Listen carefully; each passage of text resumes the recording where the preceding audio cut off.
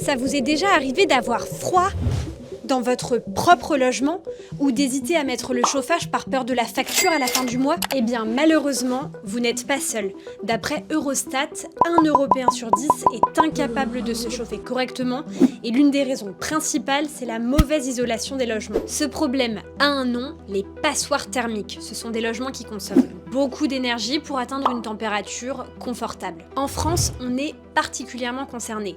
Toujours selon Eurostat, on est le pays d'Europe où la précarité énergétique a le plus augmenté en l'espace de 3 ans. Alors on est allé dans les rues de Paris demander aux gens s'ils avaient déjà vécu ça. Du coup, actuellement, on augmente le chauffage. On augmente le chauffage, mais plus on augmente, plus c'est cher. Donc, forcément, on peut pas trop augmenter. On a des courants d'air qui passent sous les portes et en fait on a hyper froid. Moi je vis avec mon père il a la retraite, il gagne pas énormément d'argent et donc du coup en fait pour se chauffer c'est compliqué en fait. Du coup la manière de pallier à ça c'est soit on prend un chauffage électrique, baisser des coûts, soit juste on se prend plein de couettes et de plaids et des vêtements chauds. Et c'est plus sur la deuxième option du coup que je suis parti. Son appartement en fait c'est son petit nid douillet où on récupère de la journée. Et si on récupère mal à cause de ce genre de petits problèmes, ça va impacter absolument tout. Des études ont montré que vivre dans un logement froid et humide augmente considérablement le risque de maladies cardiovasculaires comme l'asthme, sans parler de l'impact sur la santé mentale. Et puis il y a le coût financier.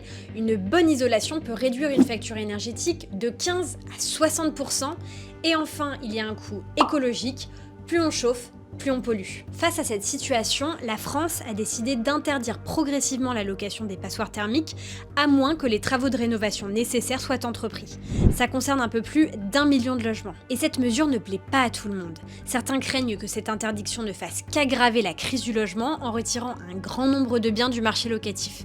C'est en tout cas l'avis de la Fédération nationale de l'immobilier, de plusieurs députés de droite ou encore d'un adjoint communiste de la ville de Paris. Alors que pour ces défenseurs, la mesure est absolument nécessaire. Pourquoi ? Parce que les incitations financières à la rénovation énergétique, comme MaPrimeRénov', ne suffisent pas, selon eux, pour pousser les propriétaires à faire ces rénovations. Mais alors, qu'en est-il vraiment ? On a appelé plusieurs experts et épluché des rapports pour essayer de savoir qui avait raison. Et premier constat, il n'existe aucune donnée officielle sur ce phénomène. La plupart des critiques à cette mesure se basent sur des sondages de propriétaires.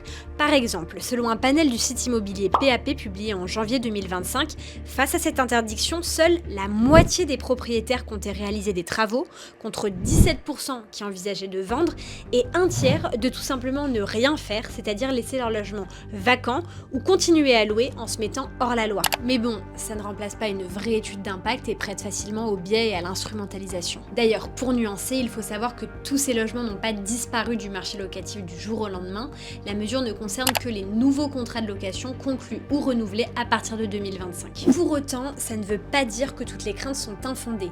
Les experts qu'on a eu au téléphone nous ont expliqué que les aides à la rénovation énergétique étaient complexes à obtenir et qu'en plus, elles allaient diminuer, et ce, alors même que l'interdiction de location des passoires thermiques va être étendue aux logements classés F en 2028. Et vous, qu'est-ce que vous pensez de cette mesure ? Dites-le nous en commentaire.